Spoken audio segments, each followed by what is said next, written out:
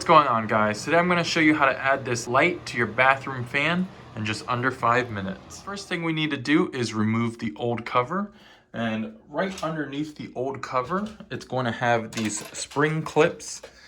Basically what we're going to do is we're going to pull the cover down, and then we're going to take our hands and then squeeze these clips so that they're like that. We just simply pull down, it releases it. Now we're going to squeeze on these clips. That takes one side down. Again, we're going to squeeze these clips together.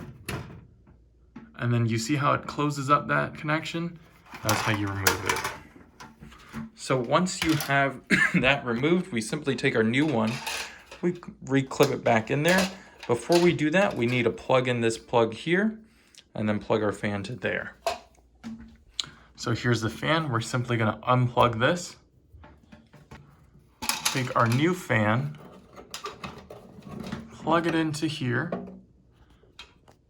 Simply take the existing fan, plug it into there, and then we re-clip our bathroom fan.